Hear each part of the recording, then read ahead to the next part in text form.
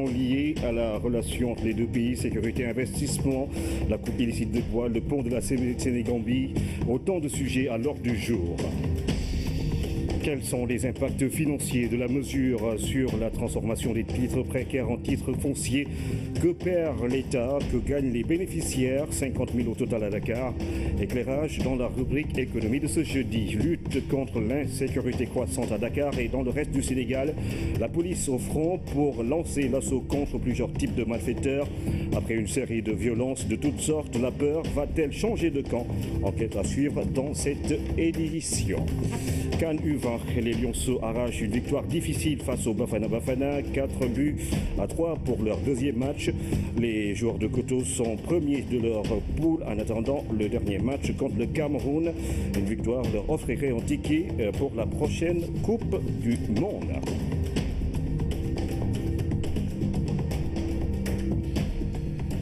Nous ouvrons ce journal par la visite d'État du président gambien au Sénégal. C'est en fin de matinée que le président Adama Barrow est arrivé à Dakar pour une visite officielle de 3 jours.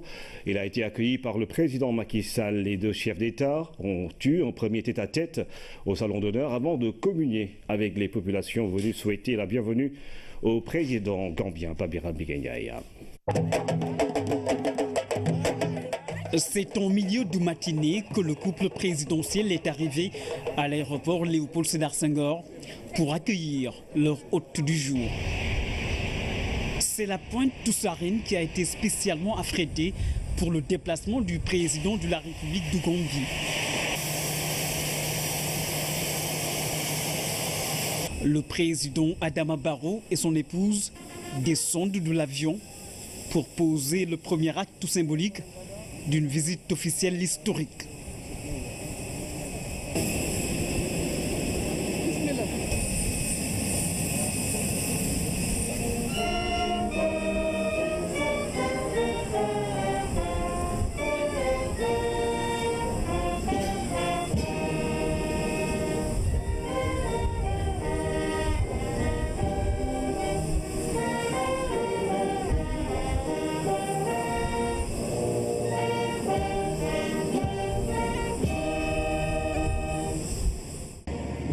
Après les hymnes nationaux, les deux chefs d'État passent en revue les troupes chargées de rendre les honneurs. Ce sont les premiers pas du président Barrow à Dakar après sa prestation de serment devant le peuple gambien le 18 février dernier. C'est un nouveau départ, un cap qui est franchi. Les deux chefs d'État s'engagent à marcher ensemble pour ouvrir une nouvelle page dans les relations entre le Sénégal et la Gambie. Un premier tête-à-tête au salon d'honneur de l'aéroport Léopold Sédar Senghor avant la communion avec les populations venues souhaiter la bienvenue au président Adama Barrow. Des moments de forte symbiose pour magnifier la renaissance d'une Sénégambie des peuples. Une nouvelle Sénégambie pour trouver la voie dans le développement économique et social pour le Sénégal et la Gambie. Le président Macky Sall et son homologue gambien mettent en place un New Deal entre les deux pays. Banjul s'engage aussi à soutenir le processus de paix en Casamance par Biram Biganyaya. C'est un nouveau départ, la restauration des liens d'amitié et de bon voisinage. Le président Adama Barrow, accueilli sur le perron du palais présidentiel par le chef de l'État Macky Sall. Bâtir un nouvel état d'esprit entre les deux peuples, raffermir les relations fraternelles fondées sur une histoire commune, la géographie et la parenté entre deux nations. Il s'agit aujourd'hui de donner un nouveau souffle à la Sénégambie.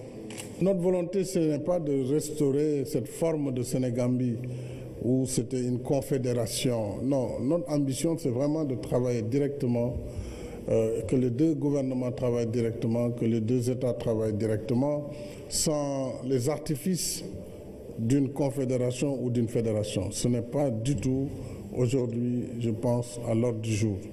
Par contre, tout ce qui peut nous rapprocher par des accords de coopération dans les secteurs d'intérêt commun, nous l'avons dit, sera renforcée et nous ferons en sorte que la Sénégambie des peuples soit aussi la même réalité que nous vivons au niveau des États. Dans le salon où nous allons déjeuner tout à l'heure, ce salon s'appelle Salon Sénégambie. C'est déjà, c'est vous dire, ce salon qui a abrité l'accord et qui a abrité énormément de faits historiques, et le salon de la Sénégambie, cela suffit à vous montrer quand même la particularité de la relation. Donc nous allons la vivre, mais sans inventer, en tout cas, un fédéralisme ou un confédéralisme, mais directement par le partenariat dans le respect de la souveraineté de chaque État. Gambia and Senegal is already Senegambia. I spoke to the president that these two countries are twins. Ce que je veux signaler, c'est que nous sommes des jumeaux. Le président Macky Sall et moi-même, nous sommes des jumeaux. At the ministerial level, citizens of these two countries should act like twins. Nos ministres doivent être des jumeaux, nos deux peuples doivent être des jumeaux parce que c'est effectivement des jumeaux.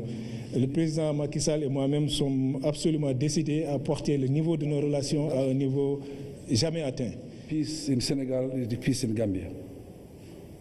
These countries, you cannot separate them. La paix en Gambie, c'est la paix au Sénégal et vice-versa. We have the same tradition. You cannot see any other two countries in the world that are similar like the Gambia and Senegal. Le New Deal entre le Sénégal et la Gambie va se traduire en actes sur le terrain. Déjà, le président Adama Barrow s'engage à alléger les tracasseries notées à la frontière afin que les échanges économiques se fassent dans les meilleures conditions avec une circulation optimale des personnes et des biens sans contrainte pour les transporteurs. I spoke to Depuis que j'étais là, d'ailleurs, pendant l'impasse politique en Gambie, j'ai discuté avec mon frère, le président Macky Sall, et nous sommes tous d'accord que nous allons faire tous les efforts possibles pour régler ce problème.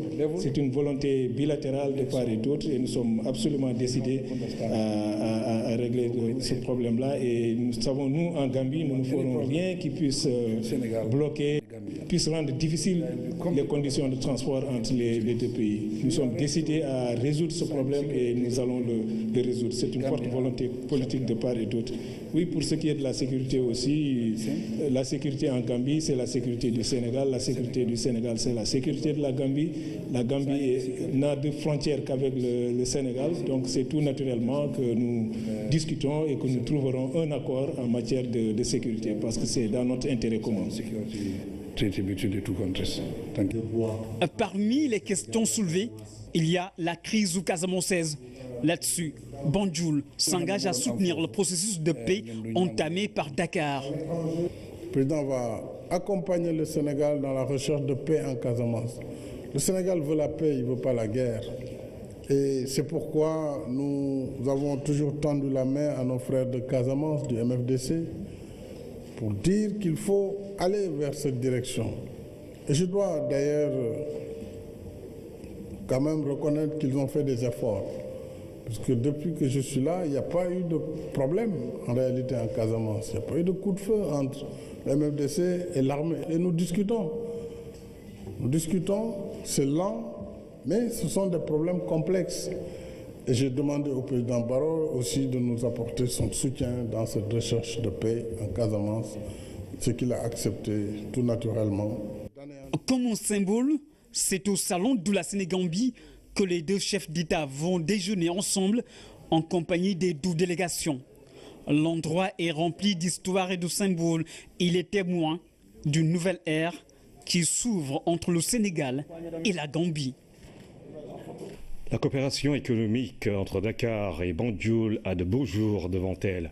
Les présidents Macky Sall et Adama Barrow se sont engagés à élever à un niveau jamais atteint les échanges entre les deux pays.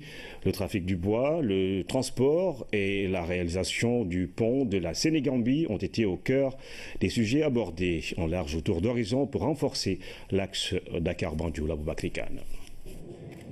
À travers cette visite officielle, Les présidents Sall et Barrow affichent la ferme volonté de renforcer l'axe Dakar-Banjul, notamment dans le domaine de la coopération économique. Une ambition partagée d'impulser un nouveau souffle aux relations entre les deux pays. Nous avons donné des instructions à l'ensemble des ministres d'éviter les lourdeurs protocolaires et de travailler directement ensemble sur les questions qui concernent les deux pays. Dans cette dynamique, un certain nombre d'accords seront signés au cours de cette visite. De même, nous allons instituer des rencontres régulières de haut niveau pour assurer le suivi des dossiers, examiner des projets communs et résoudre les éventuelles difficultés. La sécurité, l'investissement, le commerce, le tourisme, la pêche ou l'environnement, autant de secteurs sur lesquels les autorités ont échangé. Les deux parties ont d'ailleurs convenu de mettre un terme au trafic du bois. Au-delà du combat contre la fraude, il s'agit d'organiser le secteur pour anéantir le trafic.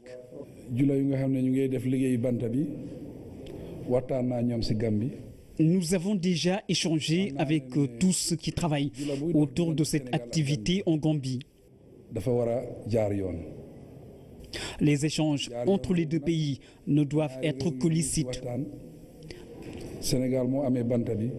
Nous nous engageons avec la partie sénégalaise à régulariser le commerce de bois.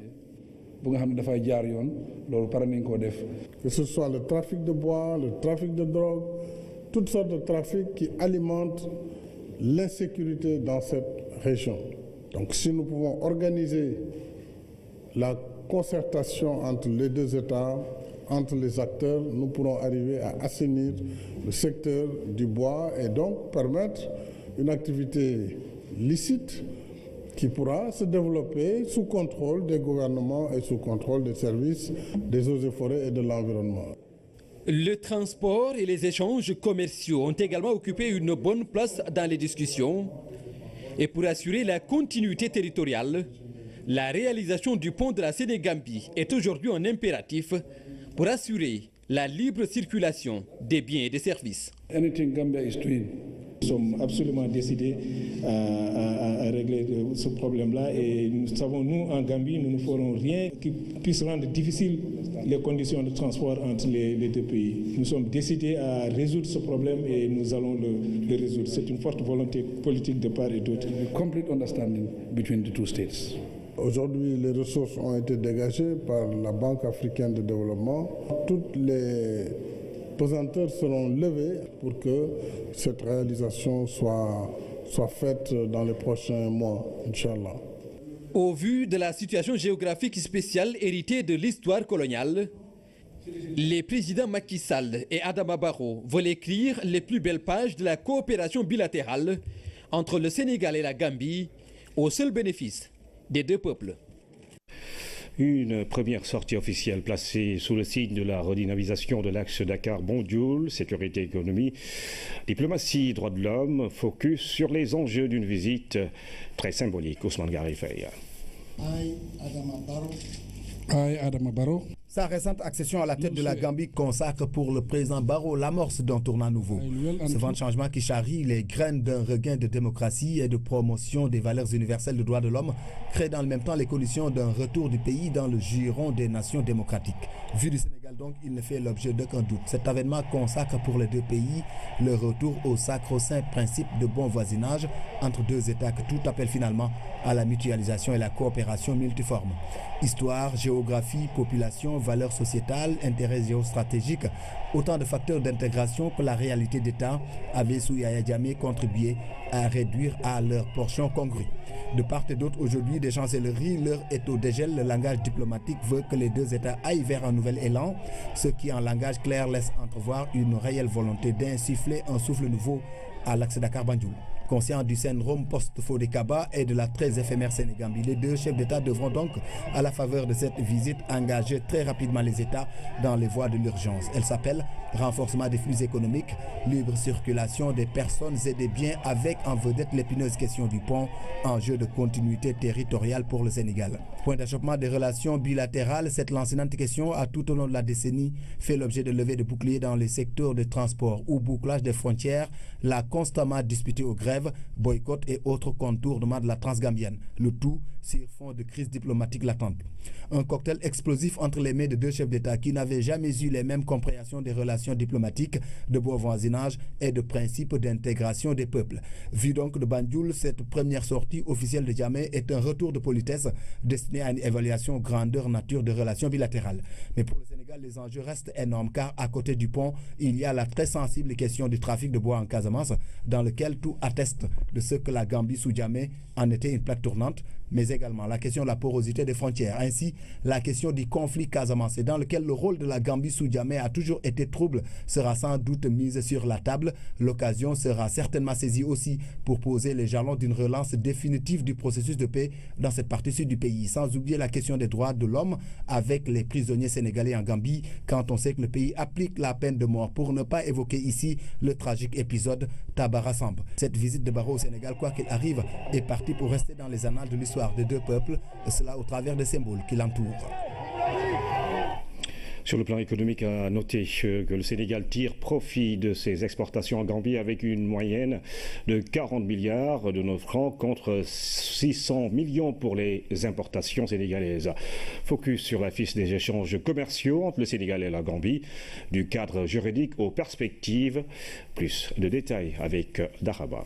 Entre le Sénégal et la Gambie, dans le cadre des échanges commerciaux, c'est en moyenne 40 milliards de francs CFA d'exportation du Sénégal par an. Dakar, en 2013, a pu réaliser une performance 43 milliards de nos francs. Par contre, les importations sénégalaises sont faibles, moins du milliard de francs CFA. Cette situation pourrait être améliorée. Dakar et Banjul partagent la même union douanière dans le cadre de la communauté des États d'Afrique de l'Ouest. La CEDEAO possède des instruments pour l'approfondissement de ces échanges commerciaux. La réalisation de projets relatifs aux infrastructures routières entre les deux pays, la libre circulation des marchandises reste également une piste en s'appuyant sur le modèle des certificats d'origine de la CEDEAO. La communauté des États d'Afrique de l'Ouest a également un schéma de libéralisation permettant de faire jouer les préférences commerciales sur les produits industriels. Dans le volet de la coopération économique, la Gambie peut aussi s'appuyer sur les expériences sénégalaises pour relancer son économie. Une économie en grande partie portée par l'agriculture, les télécoms, le tourisme et le bâtiment. Certes, la Gambie, du fait d'une mauvaise récolte, avait connu une récession, mais le taux de croissance, d'après les données disponibles, est remonté à près de 5% en 2015. Les bonnes relations entre le Sénégal et le FMI peuvent aussi servir d'exemple à la Gambie, un pays qui a eu à bénéficier des prêts de l'institution financière. Le FMI, pour éviter la faillite de l'économie gambienne, l'avait inscrit dans son programme de suivi personnalisé, le SMP, avec une batterie de réformes. En Gambie, justement, la vie a repris son cours normal, comme l'attestent chaque jour plusieurs signes. Un seul exemple pour s'en convaincre, depuis l'installation du président Adama Barrow, les touristes ont commencé à revenir dans le pays où l'on s'attend à voir ce secteur important jouer pleinement son rôle dans l'économie du pays. Amadou Mailoum. Dans les sites spécialisés en matière de tourisme, comme sur les dépliants, la Gambie est présentée comme la façade souriante de l'Afrique de l'Ouest. On y vante la beauté et la qualité de ses plages, en même temps que sa diversité ethnico-culturelle, l'hospitalité de son peuple et surtout le confort de ses réceptifs hôteliers et les commodités qu'on y trouve. Bref, la Gambie est présentée comme un paradis touristique sur tous ses supports. C'est vrai que dans ce domaine, le pays a bien des atouts à faire valoir. Un littoral atlantique de sable fin, une multitude d'hôtels, de maisons d'hôtes, d'auberges qui ont poussé comme des champignons et qui finalement se serrent les uns contre les autres comme des grains de chapelet. Mais avec le refus de l'ex-président de reconnaître la victoire de son adversaire Adama Barrow à l'issue du scrutin de décembre dernier, l'imminence d'une intervention militaire de la CEDEAO, le pays s'était vidé de ses touristes. En quelques jours, les tours opérateurs qui convoyaient des touristes en Gambie ont aussitôt rapatrié 4500 personnes selon le Bureau gambien du tourisme à cause des incertitudes qui planaient sur le pays.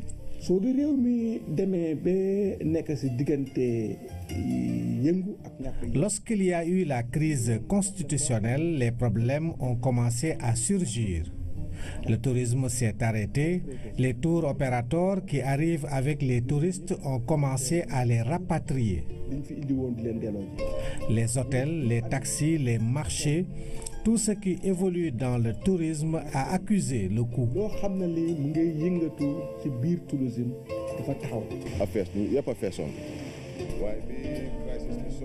Tous les hôtels étaient pleins avant la crise, mais quand celle-ci est survenue, les tours opérateurs, devant le refus de Yaya Jammeh de reconnaître le verdict des urnes et devant l'imminence d'une intervention militaire de la CEDEAO, ont évacué tous les touristes.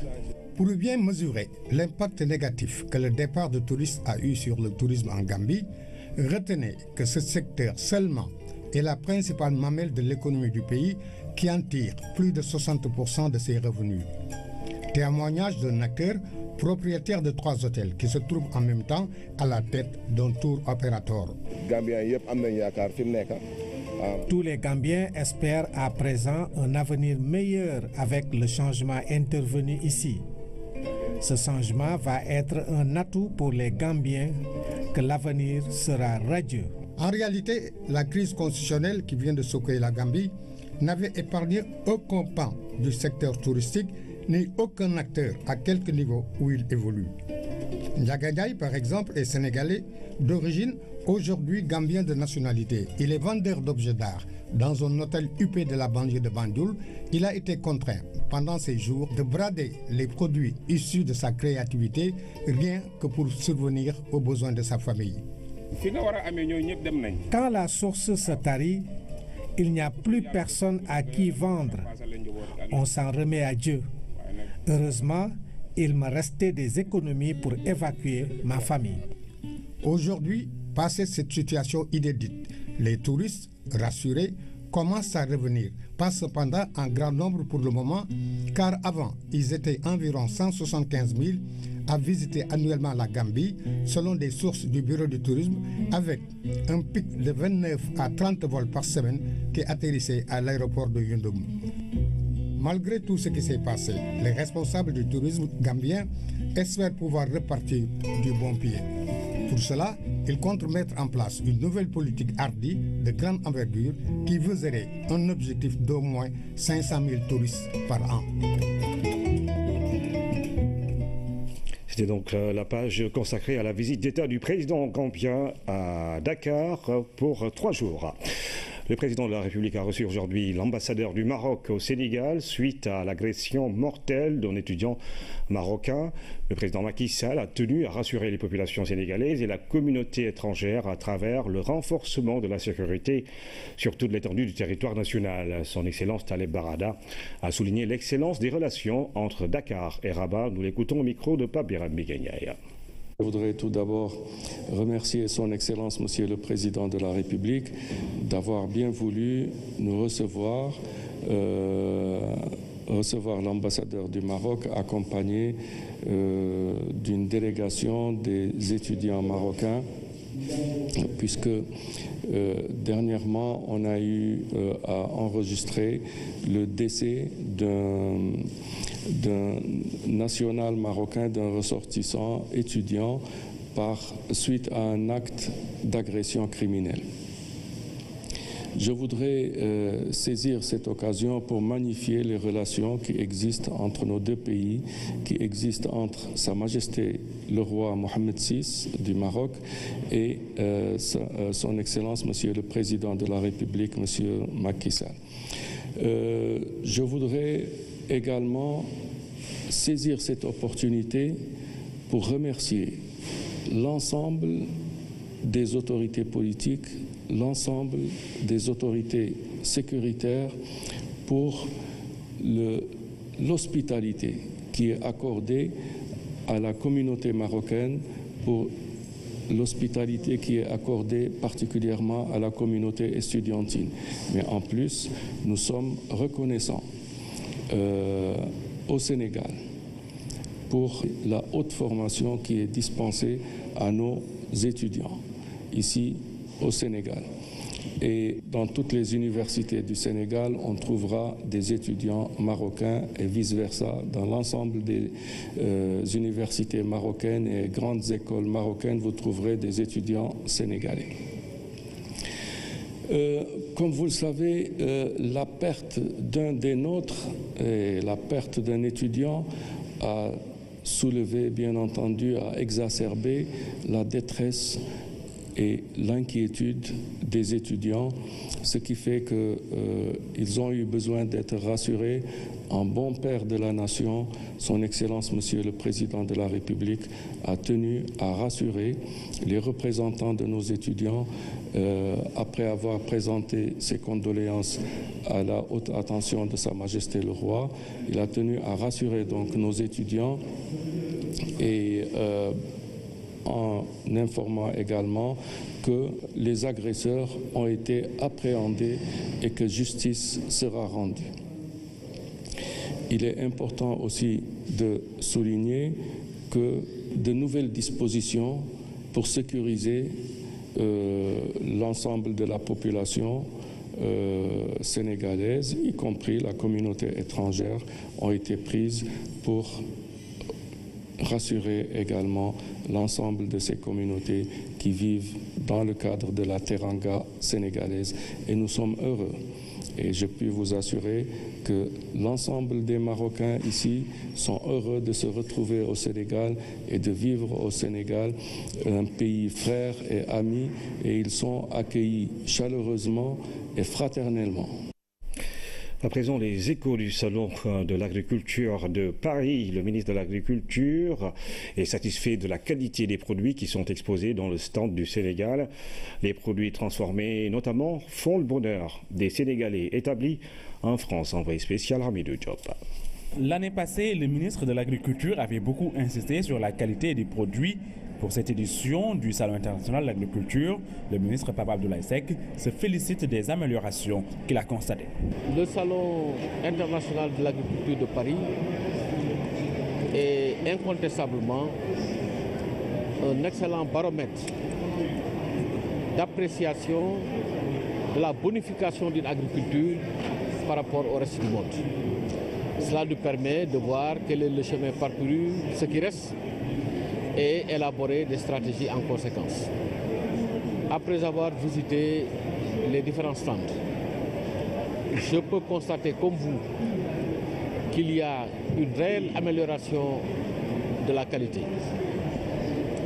une réelle amélioration des emballages. Il y a aussi un professionnalisme de plus en plus avéré de l'ensemble des acteurs de notre pays. L'aménagement du stand du Sénégal ne passe pas inaperçu, mais la qualité des produits témoigne aussi du dynamisme de l'agriculture. Une agriculture de plus en plus diversifiée et qui mise beaucoup sur la transformation. Il y a, il faut le dire, une montée en puissance des produits transformés, ce qui est une excellente chose, car usuellement on évalue entre 20 et 40% les pertes post-récolte. Donc la transformation nous permet de lutter contre ces pertes post-récolte et d'avoir plus de valeur ajoutée. J'ai été impressionnée, mais je suis un peu frustrée. Frustrée parce que d'abord impressionnée par cette panoplie de produits transformés. J'ai même vu de la viande à base d'acajou, le fruit d'acajou. Je suis émerveillée, je peux dire, par rapport à ce que j'ai trouvé sur le terrain ici, dans les stands. De la viande, vous imaginez-vous, de la viande d'acajou. Donc il y a tellement de produits que j'ai transformés, que je découvre ici, que je suis émerveillée. Mais je suis un peu frustrée parce que nous ignorons tout de ces produits-là. Parfois, on m'a dit tantôt que c'est présent dans les supermarchés. C'est présent, mais le grand public ne sait pas. Moi, je ne sais pas. Je ne sais pas. Je peux même aller dans un centre commercial où c'est présent, mais si je ne le sais pas, bon, voilà, je passe à côté, alors que c'est des trésors. La distribution doit donc améliorer selon les visiteurs du jour. Ici à Paris, en tout cas, les produits du terroir sénégalais qui sont transformés ne souffrent plus du problème d'emballage et sont très prisés par les visiteurs européens. La centrale de Sendou dans la commune de Bargny sera opérationnelle en octobre 2017. Le ministre de l'Énergie qui l'annonce a effectué ce matin une visite de terrain sur le site. Thierno Alassane Sall s'est surtout félicité du rythme d'évolution des travaux. René Massiga Diouf. Les travaux du gigantesque chantier de la centrale de Sendou avancent convenablement. Le retrait de l'une des compagnies n'a pas trop impacté le rythme d'exécution. Sur l'un des chantiers, c'est toute la ville de Dakar qui s'offre à une large vue. Le ministre de l'Énergie, en compagnie du directeur général de la Sénélec et de celui de la compagnie d'électricité du Sénégal, a visité tout le site. La cadence d'exécution des travaux est l'un des points les plus satisfaisants. Nous avons tous constaté leur niveau d'avancement relativement satisfaisant. Il y a quelques mois ou quelques petites années, il y avait des blocages lié au retrait d'un des partenaires. Et cette centrale, pour ainsi dire, avait été condamnée. Il a fallu beaucoup d'abnégation de la part de la BAT et des autres partenaires financiers qui ont cru au projet, beaucoup d'abnégation de la part de l'équipe de Sénélec et du gouvernement du Sénégal pour pouvoir reprendre ce projet et l'amener au stade où nous sommes. Et nous pouvons, pour ainsi dire, croire que bientôt la livraison de cette centrale sera effective. Les deux unités centrales de stockage du charbon, le silo, la chaudière, la turbine et l'alternateur, les transformateurs, les éléments se mettent petit à petit en place. La capacité de production de cette centrale de Sendou est de 250 MW. Sa mise en service prévue en fin d'année 2017 fera revenir le coût du kilowattheure à moins de 60 francs CFA selon les prévisions. À travers une démarche participative, les populations impactées par le projet ont trouvé un consensus sur le relogement avec les autorités municipales. Depuis qu'on est arrivé, nous avons engagé des séries de réunions qui ont abouti avec beaucoup de pédagogie à un rapprochement significatif entre les promoteurs de cette centrale et les populations de Bargny. Le principe de réalité s'est imposé, je dois dire. Cette centrale est là. Nous avons un prix qui risquera d'être relativement stable dans le temps avec une fourniture et une disponibilité de l'énergie pour ces centrales et cette technologie relativement importante. Et donc nous pourrons sur cette base améliorer notre mix énergétique parce que pour pouvoir avoir un bon mix qui permette d'absorber des énergies intermittentes comme le solaire ou l'éolienne, il faut effectivement disposer d'une base robuste et le charbon permet d'obtenir cette base. Avant la visite de terrain, la mairie, la Sénélec et la compagnie d'électricité du Sénégal chargée des travaux ont signé un protocole d'accord qualifié de gagnant-gagnant par toutes les parties. Un protocole qui délimite le cadre d'exécution de tous les projets prévus, surtout dans le volet social et environnemental de la construction de la centrale. Retour sur la décision de rendre gratuite la transformation des titres précaires en titres fonciers. Ce sont plus de 50 000 titres qui sont concernés dans la région de Dakar et tous les centres urbains du pays. Parmi les heureux bénéficiaires, beaucoup d'opérateurs économiques qui n'ont jamais pu rentabiliser leur maison faute de titres valables aux yeux des banques. Ce qu'il faut aussi savoir, c'est qu'avec cette gratuité, l'État va renoncer à une manne financière. On en parle dans la rubrique économie du jeudi avec Aram Dawa. Une décision de haute portée sociale. Pas que. En décidant de rendre gratuite la transformation des titres précaires en titres fonciers, le chef de l'État touche aussi du doigt un problème économique. C'est une mesure que nous saluons et qui peut relancer nos activités. Nous, on investit dans des maisons, mais s'il se trouve que ce sont des titres précaires, on ne pourra pas rentabiliser cet investissement. C'est ce qui arrive souvent à Dakar où les maisons coûtent déjà très cher. Mais elles ne peuvent être qu'à usage d'habitation ou de location. On ne peut obtenir aucune garantie avec un titre précaire. Comme s'ils s'accordaient à dire que rien n'émerge du précaire, ces opérateurs détenteurs de beaucoup de titres précaires voient désormais l'avenir avec plus de possibilités de financement. La plupart des commerçants évoluent dans le secteur informel. Ils sont beaucoup investis dans les logements. Et ces logements, malheureusement, c'est des titres précaire et révocable à tout moment. Mais on a par exemple un bâtiment qui coûte 100 millions, qui coûte 50 millions, mais on ne peut pas garantir ce document au niveau de la banque, on ne peut pas garantir ce logement au niveau de la banque pour obtenir un prêt. Si par exemple on arrive à rentabiliser tout cela, si on arrive à changer les titres précaires à des titres fonciers, ça peut mobiliser des milliers de milliards. Ce sont plus de 50 000 titres qui sont concernés par la mesure, dont les 22 000 sont dans la région de Dakar. En rendant gratuite leur transformation en TF, l'État renonce à une importante manne financière. C'est plus une contribution à l'amélioration de leurs conditions de vie que d'un manque à gagner de l'État. Évidemment, si l'État avait recouvré le prix en cas de cession normale à titre onéreux, que les droits d'enregistrement et de timbre étaient recouvrés, que les frais de formalité foncière étaient recouvrés, certainement on aura une manne financière assez consistante qui permettrait à l'État de faire face à ces charges des missions publiques. Les barèmes de terrain n'étant pas uniformes, la valeur au mètre carré étant différente d'une zone à une autre, difficile d'évaluer pour le moment cette manne, mais on peut se faire une petite idée. Exemple d'un terrain de 200 mètres carrés à la Médina. Rien que pour le prix de cession, l'État renonce à 8 080 000 francs CFA. 8 080 000 pour 200 mètres carrés. Vous comprendrez qu'à ce niveau-là, on aurait pu s'arrêter là et que les citoyens auraient applaudi. Parce que c'est différent du prix qu'aurait coûté effectivement un terrain dans le marché. Mais au-delà de ça, l'État y renonce. Ensuite, il y a les droits d'enregistrement. En cas de vente normale, le taux était en 2011 à 10%. Aujourd'hui, le taux a baissé de moitié. On est à 5%. Ce qui fait que l'État aujourd'hui renonce à 404 000, le droit de timbre 50 000, les frais de délivrance de permis environ 12 000. On a la gratuité sur toute la ligne. En somme, 8 546 000 francs, toutes charges comprises. Cet exemple, rapporté aux dizaines de milliers de titres en jeu, renseigne à suffisance sur l'ampleur de la mesure. Loin de vouloir s'en arrêter là, l'État envisage d'étendre la délivrance gratuite d'ETF aux habitants des parcelles assainies.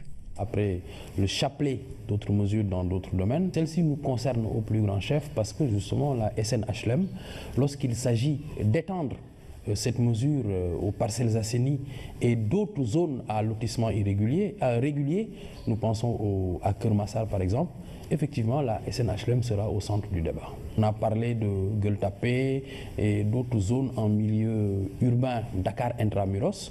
Donc par conséquent, je pense qu'il faudra, on commence déjà à faire nous le point pour qu'avec les autres services techniques de la DGID, qu'il y ait une confrontation et une discussion sur le mode opératoire. Pour l'État, il s'agit de corriger des anomalies qui freinent la dynamique de croissance et de progrès social. Pour les bénéficiaires, ils ne pensent pas si bien dire.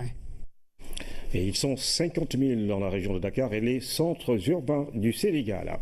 La journée mondiale de la protection civile a été célébrée ce 1er mars. La ville de Rufisque a été choisie pour marquer l'engagement du Sénégal à lutter contre l'érosion côtière. À cette occasion, le rapport annuel sur les activités de la protection civile au Sénégal a été remis au ministre de l'Intérieur qui a présidé cette cérémonie aux côtés de son collègue du tourisme, Fatou Sarro. Ce rapport 2016 de la protection civile du Sénégal fait état de 1995 cas de décès causés par des noyades, effondrements de bâtiments, accidents de la circulation et foudres. La Brigade nationale des sapeurs-pompiers a effectué 35 000 sorties durant l'année. Malheureusement, 1995 cas de décès ont été enregistrés. Vraiment, il y a des efforts qui doivent être fournis aussi bien par les pouvoirs publics et également aussi bien par les autres acteurs que également les populations. Un appel qui rappelle le thème choisi cette année par la communauté internationale. Le thème de cette année, ensemble avec la protection civile pour faire face aux catastrophes, vient à point nommé et justifie, comme vous l'aurez deviné, que ce soit objectif porté sur le département de Rufisque. En effet, la vieille et charmante ville comme ses sœurs de Bargny, de Sindou, de Toubab Dialaw et de Yon sont de bons exemples de localités qui font face à l'avancée de la mer et à l'érosion côtière. Un phénomène qui, selon les populations locales, prend de l'ampleur et, si on y prend garde, peut entraîner des bouleversements. Heureusement qu'au Sénégal, la volonté politique existe et que notre conviction est que pour répondre efficacement à ces défis perpétuels, la solution serait de renforcer le système national de réduction de risques de catastrophe. Ce cadre homogène et complémentaire des autres dispositifs juridiques et institutionnels contribuerait à l'élaboration de la mise en œuvre de politiques publiques. La protection civile est une préoccupation mondiale. Cette journée, instituée en 1990 par l'Organisation internationale de la protection civile, a pour objectif de pousser les États à mettre en place des mécanismes de protection et d'assistance propres et efficaces contre les catastrophes naturelles et celles dues à l'homme. À présent, coup de projecteur sur la direction de la protection civile. La structure en charge de la prévention et de la gestion des catastrophes naturelles a bien du pain sur la planche avec des moyens assez limités du reste. Alors, que faire, d'autant que des phénomènes tels que les accidents de la route ou du travail, l'effondrement de bâtiments, les noyades sont de plus en plus récurrents avec leur cortège de victimes, plus de 1900 en 2016, Mohamed Moussagnan. Dans son rapport 2015, la direction de la protection civile a constaté que 372 bâtiments menacent ruine alors que 225 autres se sont effondrés, provoquant 13 décès. Des chiffres alarmants. Dans son document, la DPC construit la réalité sénégalaise à travers des faits chiffrés et détaillés qui montrent l'ampleur des anomalies qui défigurent l'architecture sénégalaise, une des catastrophes les plus en vue au Sénégal. Le plan Orsec a été déclenché 3 fois à cause des inondations. Mais en dehors des inondations, il y a d'autres catastrophes naturelles comme l'érosion côtière, le péril acridien, les feux de brousse, les épidémies et les noyades. On peut citer les bâtiments menacés à ruine. La protection civile au Sénégal, elle existe depuis les années 60. L'expérience est là, les moyens sont là, mais limités. En cas de catastrophe, le principal obstacle, le principal problème, c'est la coordination. Si tous les moyens engagés, les acteurs, il y a une bonne coordination entre ces différents acteurs, la mission sera bien accomplie. Certes, nous n'avons pas des moyens, mais par rapport, nous avons des coopérations avec d'autres pays. Face aux catastrophes naturelles et aux catastrophes accidentelles, de plus en plus fréquentes, la direction de la protection civile se retrouve dans une situation d'urgence et en alerte presque à tout moment. Actuellement, les moyens dont nous disposons sont insuffisants, mais ça n'empêche pas de bien réussir les missions qui nous ont confiées. On ne le souhaite pas, mais s'il y avait catastrophe, on espère bien, avec le plan disponible, les missions seront coordonnées et s'il y a coordination, la mission est presque réussie. Dès lors, le statut de la direction de la protection civile est à revoir et adapté au contexte socio-économique. Et si on respecte les recommandations de la CEDEAO, c'est-à-dire la communauté économique des États de l'Afrique de l'Ouest, normalement le Sénégal devait changer de statut, c'est-à-dire quitter la direction de la protection pour devenir agence. Là, on aura une autonomie, on aura beaucoup plus de personnel qualifié et ça va rendre plus facile également nos missions. La journée de la protection civile est célébrée ce jour, une belle occasion pour mettre en exergue les activités liées à la protection civile. C'était donc hier la journée mondiale de la protection civile. Le ministère de la formation professionnelle, de l'apprentissage et de l'artisanat veut une gestion axée sur les résultats après 2 ans d'études. Le rapport sur la considération des cartographies de risque du ministère a été restitué. C'était ce jeudi lors d'un atelier de partage. Thierno Diallo. Pour rendre son département plus performant, le ministère de la formation professionnelle, de l'apprentissage et de l'artisanat a entamé un vaste chantier. L'identification des risques qui bloquent l'amélioration de la qualité rendue par ces services. Des risques qui sont d'ordre stratégique, des risques ressources humaines et quelques risques images. Je vous demanderai donc de faire le suivi et l'évaluation de la mise en œuvre de ces documents de façon périodique au niveau du ministère et de rendre compte au ministre qui est très attentif à vos conclusions. Je puis vous rassurer d'ores et déjà que l'ensemble des directeurs et chefs de service du département, chacun en ce qui le concerne, prendra les dispositions nécessaires pour la mise en œuvre des diligences qui seront retenues lors de cet atelier. Pour arriver à cette restitution de la consolidation des cartographies des risques du ministère de la Formation, 4 établissements ont été audités. Nous avons donc les lycées techniques, donc les centres de formation de formateurs, les centres d'enseignement technique féminin et les centres de formation professionnelle. Le bureau Orientation et méthode a magnifié la démarche du ministère de la Formation professionnelle, de l'apprentissage et de l'artisanat visant à renforcer la compétence de ses administratifs. Qui dit performance, en tout cas, doit pointer les notions d'efficience, les notions d'efficacité, mais également l'amélioration de la qualité des services rendus aux clients citoyens. De ce point de vue donc, intégrer d'ores et déjà les risques dans la gestion publique constitue à mon sens un exercice extrêmement intéressant qui permet de booster un peu la performance de notre administration de façon générale. Dans la dynamique d'une gestion axée sur les résultats, l'Inspection générale d'État IGE a élaboré la cartographie des risques de 12 ministères. Une démarche qui sera étendue à d'autres départements ministériels. Nous parlons des temps forts de la 66e édition du Magal de Porokhane. La cérémonie officielle a été présidée par Serigne Mountakha Bassirou Mbacké aux côtés de plusieurs membres du gouvernement Ibrahima Ndong. C'est le point d'orgue du Magal de Porokhane, la cérémonie officielle. Pour l'occasion, le gouvernement a été représenté par une forte délégation, une délégation dirigée par le ministre des Mines. Aly Ngouille Ndiaye est largement revenu sur la vie et l'œuvre de Sokhna Diarra, une femme qu'elle qualifie de modèle. Sokhna Diarra n'a pas vécu longtemps en termes de chiffres. Elle n'a vécu que 33 ans, mais on a vu son œuvre. Aujourd'hui, comme j'ai dit, c'est également peut-être la seule femme qui a aujourd'hui, en tout cas, un jour comme ce jour-là dans l'histoire de l'islam. Et c'est important et tout ça, elle ne le doit qu'à sa dévotion, qu'aux prières qu'elle avait eu à faire. Et elle a eu également à laisser, disons, tout un héritage au Sénégal. Donc, et j'ai même considéré que s'il y a un modèle, aujourd'hui, les femmes du Sénégal doivent s'inspirer de Sokhna Diarra. Pour la réussite de l'événement, les autorités n'ont pas lésiné sur les moyens, un geste magnifié par la communauté mouride. Président Macky Sall mi leen fi yabal di ko xamal ne fii moom lépp lu mu fi def rek na xam ne Sëriñ Tuubaa la ko defal lu mu fi def rek. Nous saluons vraiment le soutien constant du président Macky Sall à l'endroit de la communauté mouride. Un soutien qu'il a renouvelé pour le succès du Magal de Porokhane parce que ce jour est un grand jour pour toutes les femmes.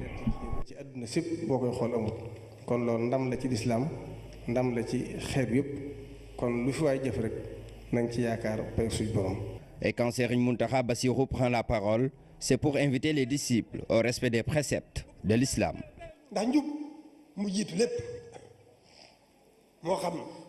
La droiture est le chemin du salut, une attitude que tout musulman doit adopter. Il est important donc pour chacun de nous de faire une introspection au quotidien. Donc, nous invitons à tous les disciples au respect des préceptes de l'islam. De s'identifier aussi au modèle que constituent certains guides religieux. C'est avec ces prières que la cérémonie a été clôturée, des prières pour un Sénégal prospère dans la paix. L'œuvre de Sokhna Mame Diarra Bousso a été revisitée au cours d'un forum et d'une exposition. Plusieurs initiatives sont prises afin de vulgariser l'enseignement du Coran dans le Dara Sokhna Diarra Bousso avec l'appui de la fondation qui porte son nom, Ibrahima Ndong. Un forum doublé d'une exposition. Tout sur Sokhna Mame Diarra Bousso, mère du fondateur du mouridisme, Serigne Touba Mbacké. Une activité qui a permis aux organisateurs de vulgariser le fonctionnement du Dara ainsi que la fondation qui porte le nom de Sokhna Diarra. Serigne Issakha Bachir a souhaité amener le Dara au cœur même du Magal de Porokhane. Comme vous le savez, beaucoup de talibés venaient au Magal et ne visitaient pas le Dara puisque le Dara est un peu enclavé par rapport à l'événement. Donc Serigne Issakha a voulu organiser un événement, donc une sorte de forum et d'exposition pour pouvoir promouvoir et montrer ce que c'est que le Dara, comment fonctionne le Dara. À travers cette exposition, le parcours du Dara est retracé depuis 2005, date de son ouverture. Les Mamdiala, on leur inculque le Coran, mais on leur inculque également les valeurs incarnées par leur marraine Sokhna Diaratoula Mariam. Et ceci est extrêmement important pour la société sénégalaise. Les bénéfices ne sont pas seulement des bénéfices pour la famille ou pour le mouridisme, c'est des bénéfices, c'est des retombées pour toute la société sénégalaise, puisque une Mame Diarra formée pourra former sa famille, pourra former ses voisins, pourra former ses voisines, pourra apprendre le Coran à bien d'autres générations. Dans le but d'augmenter la capacité d'accueil du Dara, des programmes sont initiés. L'objectif est de permettre à d'autres jeunes filles qui portent le nom de Sokhna Diarra d'intégrer le Dara. L'actualité le commande. L'État veut juguler la recrudescence de la délinquance dans le pays. En Conseil des ministres hier, le président Macky Sall a demandé au ministère de l'Intérieur et des Forces armées de déployer des stratégies adéquates. La mesure est appréciée par les populations rassurées par cette annonce, cher Traoré. La recrudescence de la violence devient inquiétante. L'actualité de ces derniers jours est fortement marquée par des cas d'agression, de vol à main armée et de meurtre. Vraiment, c'est énorme. Parce qu'il y a trop de problèmes, les agressions par-ci, par-là. Les gens sont inquiets. Surtout nous les parents, nous avons des enfants et tout. En Conseil des ministres, le chef de l'État a abordé la question pour déplorer toute cette violence. Le président Macky Sall a demandé au ministre de l'Intérieur et des Forces armées d'apporter les correctifs nécessaires. Il leur demande de déployer les moyens de prévention et d'intervention nécessaires dans toutes les localités du Sénégal pour assurer la sécurisation des personnes et des biens. Ça prouve que le président est assez soucieux par rapport à la sécurité de tout un chacun, de toute la population. C'est une mesure qui vient à son heure, vraiment, parce que nous avons tous confiance au président. Il n'a qu'à faire le tout pour que le pays soit stable. Il faut que ces décisions s'appliquent et que la population y voit. La population voit que l'État fait quelque chose. Le chef de l'État veut améliorer la couverture sécuritaire au niveau notamment des établissements financiers, des pharmacies, des marchés, des centres commerciaux et artisanaux, des boutiques et autres magasins de produits et articles de luxe. Ces espaces deviennent de plus en plus les cibles des attaques des délinquants. Il nous incombe également à nous, Sénégalais, de prendre les dispositions nécessaires, de pouvoir, parce que d'abord la sécurité, c'est nous qui devons prendre notre propre sécurité, essayer de suivre les directives. Il faut que tout le monde s'y mette, même la population, et que l'État mette les moyens et que ce soit visible. Cette décision du chef de l'État rassure. Elle rejoint celle prise par la police. Elle vient d'annoncer des mesures destinées à combattre la délinquance. Les scooters, souvent impliqués dans les agressions, sont désormais obligés d'avoir une plaque d'immatriculation. Le système de vidéosurveillance sera également étendu pour plus d'efficacité dans la sécurisation des populations. L'actualité internationale nous conduit ce soir en France, en Colombie et en Égypte avec l'acquittement de Hosni Moubarak. Le récit de Fatima Tabanelba. L'ex-président égyptien Hosni Moubarak a été définitivement acquitté ce jeudi au Caire dans un procès pour la mort de manifestants. C'était durant la révolte qui a provoqué sa chute en 2011. Il était accusé d'implication dans la mort de plusieurs centaines de manifestants égyptiens tués par la police au printemps arabe, au début d'un soulèvement qui a précipité sa chute. Pour rappel, le printemps arabe a mis fin à 30 années de règne de Hosni Moubarak. En France, la polémique enfle toujours concernant la candidature de François Fillon. Le candidat des Républicains est convoqué avec sa femme le 15 mars prochain en vue d'une mise en examen. Fillon dénonce à son tour un assassinat politique et annonce qu'il se maintiendra coûte que coûte, alors que ses soutiens commencent à le lâcher. Désormais, il ne se passe pas un jour sans qu'une information vienne perturber les déplacements du candidat de la droite. Les FARC, principales guérillas de Colombie, ont entamé depuis ce mercredi leur désarmement, point essentiel de l'accord de paix signé avec le gouvernement pour mettre fin au plus vieux conflit d'Amérique latine. Les guerrilleros ont signé l'accord de paix avec le gouvernement colombien le 24 novembre, à l'issue de 4 années de négociations. Ils devront remettre 30% de leur armement selon le calendrier établi dans l'accord de paix. Football CAN U20, les Lionceaux restent dans la course. Ils ont battu l'Afrique du Sud par 4-3 cet après-midi. Un match très décisif et offensif où les jeunes Sénégalais ont réussi à prendre les 3 points de la victoire dans cette deuxième journée du groupe B. Nous y reviendrons dans nos prochaines éditions. Celle-ci est à présent terminée, mesdames et messieurs. Merci encore une fois de suivre l'actualité tous les jours sur la première chaîne de télévision sénégalaise.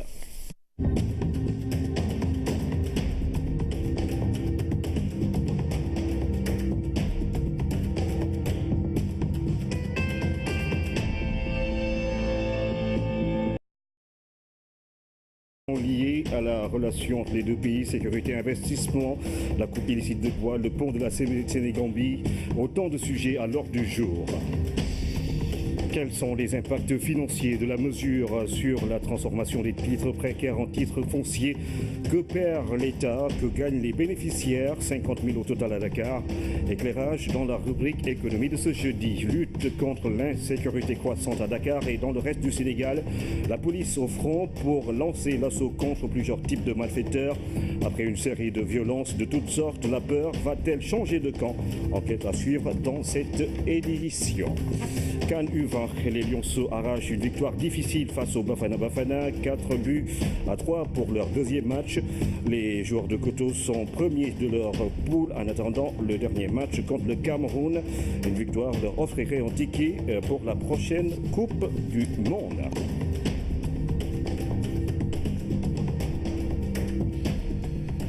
Nous ouvrons ce journal par la visite d'État du président gambien au Sénégal. C'est en fin de matinée que le président Adama Barrow est arrivé à Dakar pour une visite officielle de 3 jours. Il a été accueilli par le président Macky Sall. Les deux chefs d'État ont eu un premier tête-à-tête au salon d'honneur avant de communier avec les populations venues souhaiter la bienvenue au président gambien Babira Biganyaya. C'est en milieu de matinée que le couple présidentiel est arrivé à l'aéroport Léopold Sédar Senghor pour accueillir leur hôte du jour.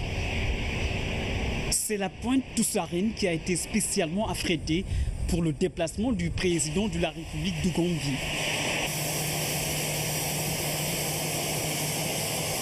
Le président Adama Barrow et son épouse descendent de l'avion pour poser le premier acte symbolique d'une visite officielle historique.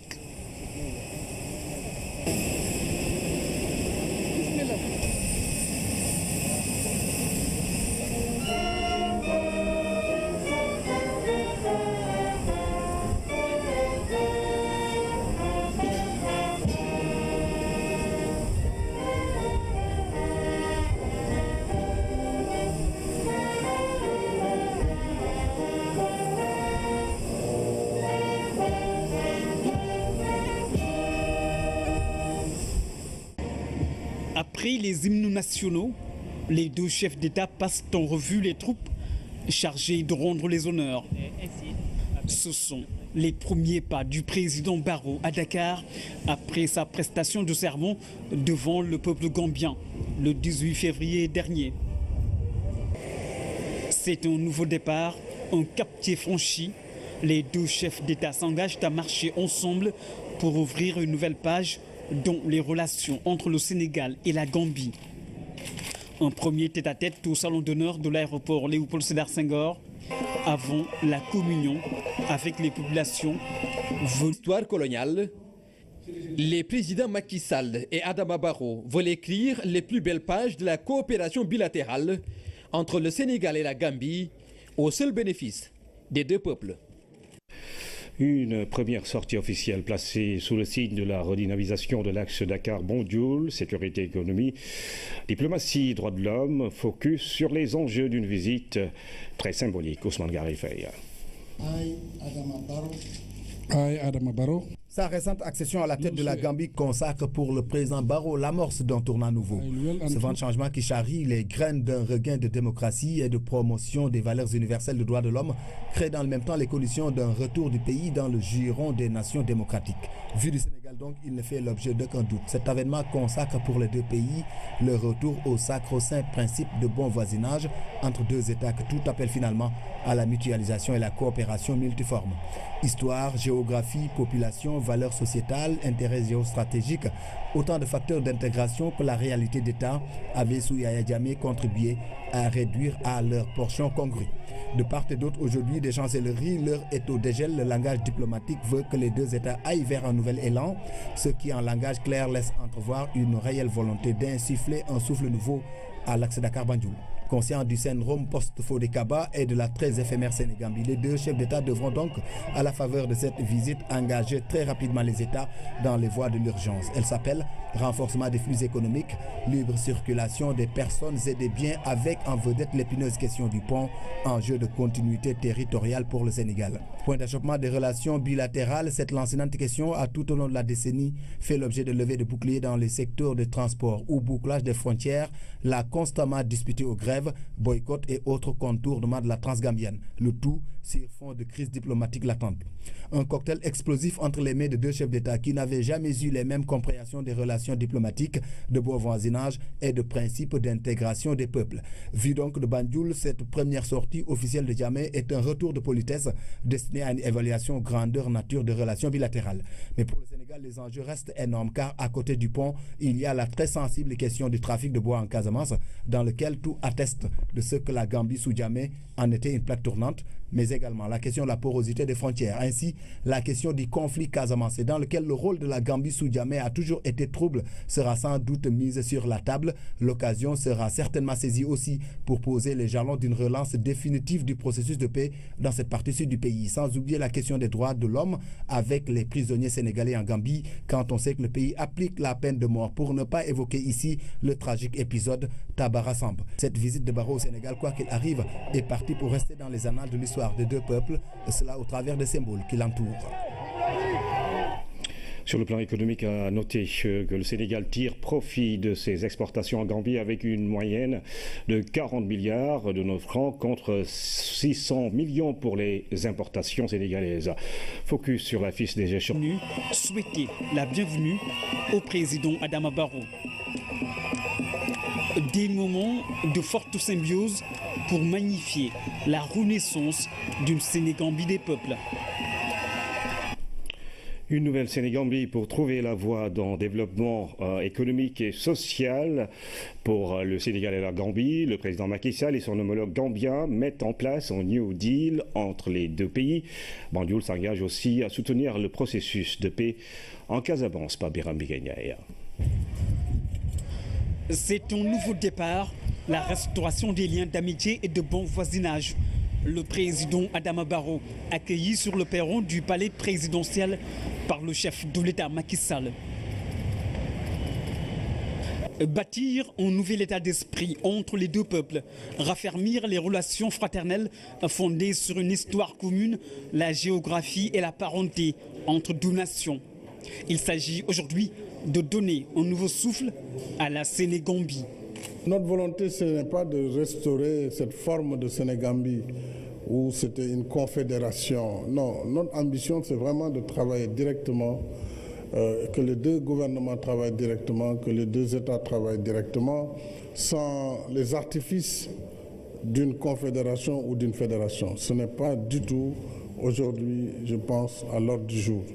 Par contre, tout ce qui peut nous rapprocher par des accords de coopération dans les secteurs d'intérêt commun, nous l'avons dit, sera renforcé et nous ferons en sorte que la Sénégambie des peuples soit aussi la même réalité que nous vivons au niveau des États. Dans le salon où nous allons déjeuner tout à l'heure, ce salon s'appelle Salon Sénégambie.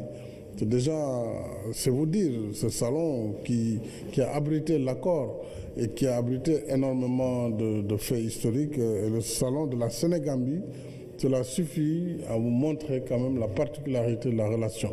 Donc nous allons la vivre, mais sans inventer, en tout cas, un fédéralisme ou un confédéralisme, mais directement par le partenariat dans le respect de la souveraineté de chaque État. Gambia and Senegal is already Senegambia. I spoke to the president that these two countries are twins. Ce que je veux signaler, c'est que nous sommes des jumeaux. Le président Macky Sall et moi-même, nous sommes des jumeaux. At the ministerial level, citizens of these two countries should act like twins. Nos ministres doivent être des jumeaux, nos deux peuples doivent être des jumeaux parce que c'est effectivement des jumeaux. Le président Macky Sall et moi-même sommes absolument décidés à porter le niveau de nos relations à un niveau jamais atteint. Peace in Senegal is the peace in Gambia. These countries, you cannot separate them. La paix en Gambie, c'est la paix au Sénégal et vice-versa. We have the same tradition. You cannot see any other two countries in the world that are similar like the Gambia and Senegal. Le New Deal entre le Sénégal et la Gambie va se traduire en actes sur le terrain. Déjà, le président Adama Barrow s'engage à alléger les tracasseries notées à la frontière afin que les échanges économiques se fassent dans les meilleures conditions avec une circulation optimale des personnes et des biens sans contrainte pour les transporteurs. Depuis que j'étais là, d'ailleurs, pendant l'impasse politique en Gambie, j'ai discuté avec mon frère, le président Macky Sall, et nous sommes tous d'accord que nous allons faire tous les efforts possibles pour régler ce problème. C'est une volonté bilatérale de part et d'autre, et nous sommes absolument décidés à régler ce problème-là. Et nous savons, nous, en Gambie, nous ne ferons rien qui puisse bloquer, puisse rendre difficile les conditions de transport entre les deux pays. Nous sommes décidés à résoudre ce problème et nous allons le résoudre. C'est une forte volonté politique de part et d'autre. Oui, pour ce qui est de la sécurité aussi, la sécurité en Gambie, c'est la sécurité du Sénégal. La sécurité du Sénégal, c'est la sécurité de la Gambie. La Gambie n'a de frontières qu'avec le Sénégal. Donc c'est tout naturellement que nous discutons et que nous trouverons un accord en matière de sécurité parce que c'est dans notre intérêt commun. Parmi les questions soulevées, il y a la crise casamançaise. Là-dessus, Banjul s'engage à soutenir le processus de paix entamé par Dakar. Le président va accompagner le Sénégal dans la recherche de paix en Casamance. Le Sénégal veut la paix, il ne veut pas la guerre. Et c'est pourquoi nous avons toujours tendu la main à nos frères de Casamance, du MFDC, pour dire qu'il faut aller vers cette direction. Et je dois d'ailleurs quand même reconnaître qu'ils ont fait des efforts. Parce que depuis que je suis là, il n'y a pas eu de problème en réalité en Casamance. Il n'y a pas eu de coup de feu entre le MFDC et l'armée. Et nous discutons. Nous discutons, c'est lent, mais ce sont des problèmes complexes. Et j'ai demandé au président Barrow aussi de nous apporter son soutien dans cette recherche de paix en Casamance, ce qu'il a accepté tout naturellement. Comme un symbole, c'est au salon de la Sénégambie que les deux chefs d'État vont déjeuner ensemble en compagnie des 12 délégations. L'endroit est rempli d'histoire et de symboles. Il est témoin d'une nouvelle ère qui s'ouvre entre le Sénégal et la Gambie. La coopération économique entre Dakar et Banjul a de beaux jours devant elle. Les présidents Macky Sall et Adama Barrow se sont engagés à élever à un niveau jamais atteint les échanges entre les deux pays. Le trafic du bois, le transport et la réalisation du pont de la Sénégambie ont été au cœur des sujets abordés en large tour d'horizon pour renforcer l'axe Dakar-Banjul. Aboubakry Kane. À travers cette visite officielle, les présidents Sall et Barrow affichent la ferme volonté de renforcer l'axe Dakar-Banjul, notamment dans le domaine de la coopération économique. Une ambition partagée d'impulser un nouveau souffle aux relations entre les deux pays. Nous avons donné des instructions à l'ensemble des ministres d'éviter les lourdeurs protocolaires et de travailler directement ensemble sur les questions qui concernent les deux pays. Dans cette dynamique, un certain nombre d'accords seront signés au cours de cette visite. De même, nous allons instituer des rencontres régulières de haut niveau pour assurer le suivi des dossiers, examiner des projets communs et résoudre les éventuelles difficultés. La sécurité, l'investissement, le commerce, le tourisme, la pêche ou l'environnement, autant de secteurs sur lesquels les autorités ont échangé. Les deux parties ont d'ailleurs convenu de mettre un terme au trafic du bois. Au-delà du combat contre la fraude, il s'agit d'organiser le secteur pour anéantir le trafic.